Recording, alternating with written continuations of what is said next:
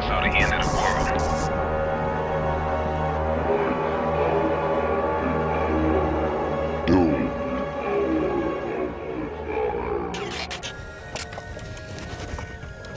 I remember the time the Lord took me up in the clouds and spoke with me. It wasn't the clouds right here above our heads. It's a clouds above these clouds, like way above these clouds. These clouds was fluffy and white, and I appeared at the base of the clouds, but at the base of a staircase that was embedded in the clouds, going up into the clouds. It wasn't no more than maybe 10 steps, maybe 9, 10 steps. They were gigantic steps, maybe about 6.5, 7 feet tall steps that you have to jump to climb. And they was made out of white marble looking material, like stone. When I appeared at these steps, the Lord was up at the top of these steps, and it was like thunderings, and it was clouds up there. It was just moving, and it was a stone balcony on each side of the steps at the top. When you get to the top, there's like a platform or whatever. Now the Lord God was right there in front of me. Well, a few steps up, and he put knowledge right into my mind. He spoke into my brain, and it always come. Well, when he spoke to me, it was like an enlightenment. It wasn't like words I'm speaking to y'all. It was like enlightenment as he spoke. Well, he spoke to me and said that he was pleased with me, that he saw something in me or something to that order, and that he wanted to give me a gift, right? So instantly, I started flying away from him across a vast ocean at very fast speeds, right? Till I come to this beach with this mountain type cliff, this rocky cliff that goes straight up with this like opening where it's like a platform. He whisked me across this ocean to this platform way up in this cliff, and I landed there and I walked around, and immediately I was attacked by a monster. Now this monster, I know it was big, maybe 12, 13 feet tall, but I don't really remember many details about this monster. I defeated him, and I instantly popped back up at the staircase, in which the Lord said I could climb up some steps. So I climbed up a step. Then he spoke to me again. He was very cheerful, very pleased with me. It was like you can tell how somebody talk to you and they like you and stuff like that. And then all I know is he put stuff in my mind again, like knowledge.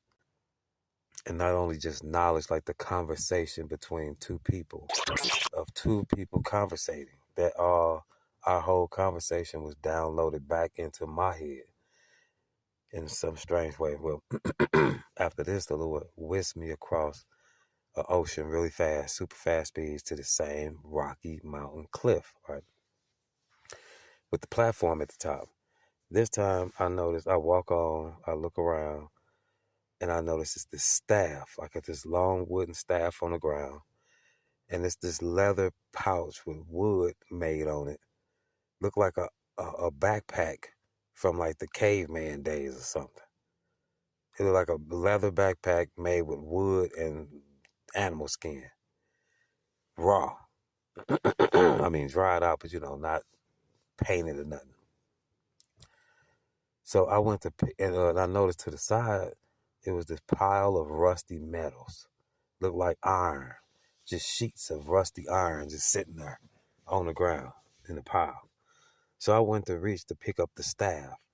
As soon as I touched that staff, that rusty iron pieces over there all formed themselves into a man type creature that was probably about 15 feet tall, and it immediately attacked me. Somehow I defeated this thing. Now I'm gonna tell y'all, each time I defeated these monsters, I don't know how I did it. Immediately I popped right back up at the in the clouds with the Lord, right? And the Lord tell me to climb up some more steps. So I climbed up, I think like 2 or 3 steps this time. But it was very hard because them steps was like leaping up and jumping up on something and pulling yourself up. So I got up there and the Lord spoke with me again and he was just talking to me and stuff. It was really amazing. I can't remember the entire conversation, but it was always to the order of giving me knowledge, being happy with me, encouraging me, and stuff like that, and then sending me on these missions, right? So I instantly pop up from defeating that metal beast.